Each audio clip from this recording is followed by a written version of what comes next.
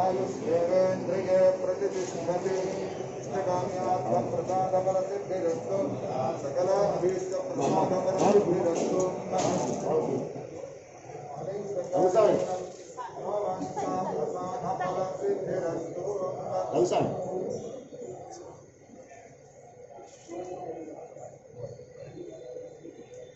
आयुष्येवेन्द्रिये प्रतिष्ठति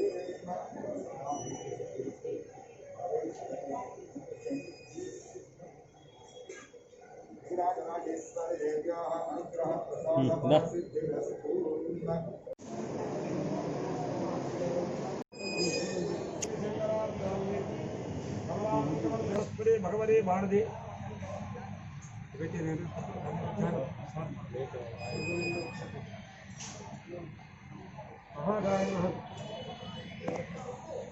आरोग्यम साईश्वर अभिषेकम कार्यानुकूल प्रसाद फलसिद्धि विजयोस्तु भट्टारी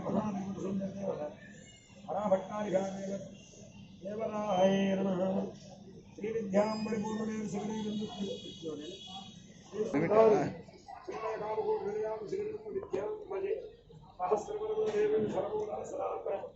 सौभाग्यमणि आरोग्यमस्तु आयुष्यमस्तु सर्वत्र राजद्वारे राजके सर्वत्र दिग्विजयोस्तु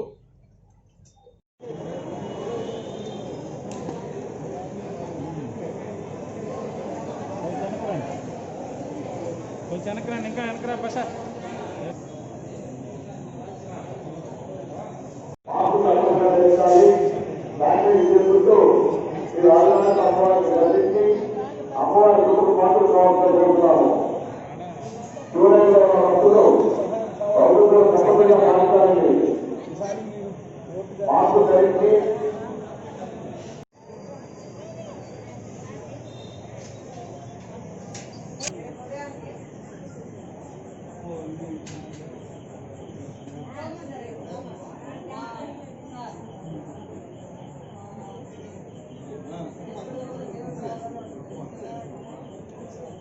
ఏమేమి వేస్తారు గొయ్యిలో వేస్తారు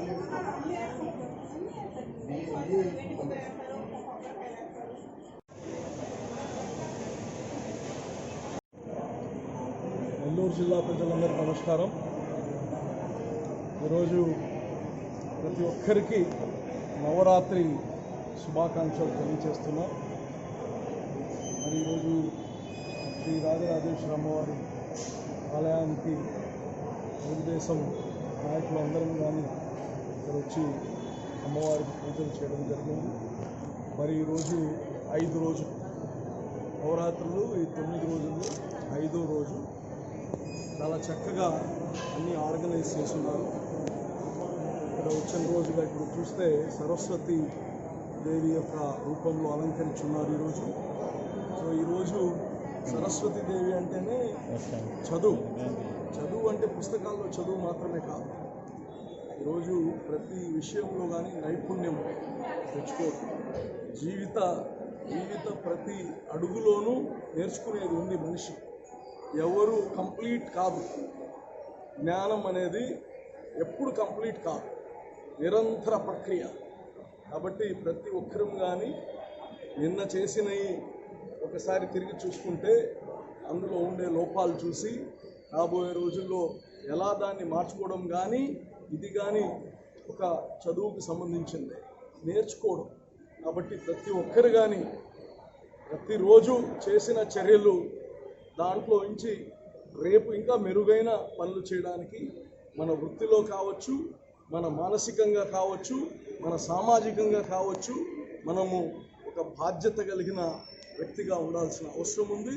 అదేవిధంగా ఈరోజు కోవిడ్ పరిస్థితుల వల్ల లేకపోతే ఈ టైంలో ఇక్కడ వేలాది మంది మహిళా తల్లులు ఉండేవారు. గతంలో మేము చూసాం 5 సంవత్సరాలు కానీ ఇక్కడ ఒక చిన్న కాగితం ముక్క కానీ లేకుండా దగ్గర ఉండి కానీ శానిటేషన్ చేస్తున్నాం. మరి ఈరోజు కానీ అంతా చూస్తుంటే చక్కగా ఏర్పాటు చేస్తున్నారు.